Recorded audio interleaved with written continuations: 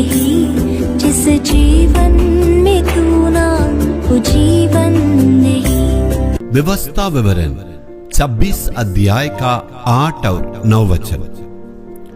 और यहोवा ने बलवंत हाथ और बढ़ाई हुई भुजा से आदि भयानक चिन्ह और चमत्कार दिखलाकर हमको मिस्र से निकाल लाया और हमें इस स्थान पर पहुंचाकर यह देश जिसमें दूध और मधु की धाराएं बहती है हमें दे दिया है।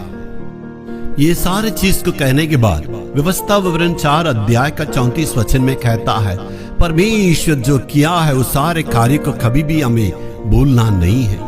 परमेश्वर ने उन 7 बड़े बड़े जातियां जो भयानक थे उनके लिए प्रभु लड़के उन जातियों को बहाया और सारी यात्रा में उनको सुरक्षित करके लाया। मधु धाराएं, दूध की धाराएं जब बहती है उस देश को परमेश्वर ने दिया। इसलिए प्रभु कहता परमेश्वर की ओर से किया हुआ सारे काम को कभी नहीं भूलना।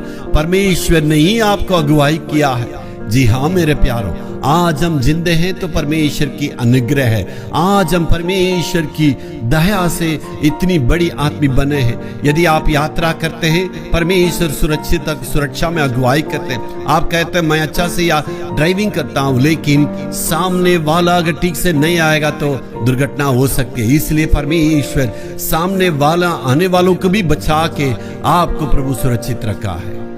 हमारे विरोध में आंखों में ना दिखने वाला एक दुश्मन हमेशा लड़ते रहता है या लड़ने के लिए तैयार रहता है मेरे प्यारों।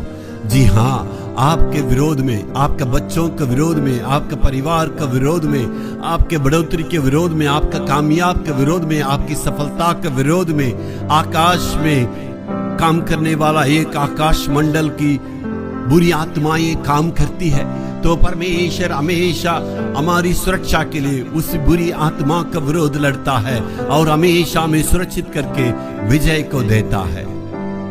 लूका रचित सुसमाचार 10 अध्याय का 14 वचन में लिखा है, मैं तुम्हें शैतान की सारी कामों को ऊपर, उसकी गतिविधियों पर अधिकार देता हूं। जी हाँ मेरे प्यारों, शैतान के विरोध परमेश्वर में अधिकार दिया है। शैतान जो कुछ लाने के लिए चाहता, परेशानियां, मुसीबतें, दुर्घटनाएं और हमारा परिवार के विरोध में, हमारे बच्चों के विरोध में, हमारे काम का विरोध में, हमारे सेवा का विरोध में, समाज में चारों तरफ में सतावट को लाना चाहता, परमेश्वर कहता सांप और बिच्छू को रोंद डालने के अधिकार मैं तुम्हें देता हूं। कोई भी तुम पर हानि नहीं पहुंचाएगा। परमेश्वर हमें रक्षा करने वाला प्रभु है। वो हमेशा रक्षा करके हमें संभालते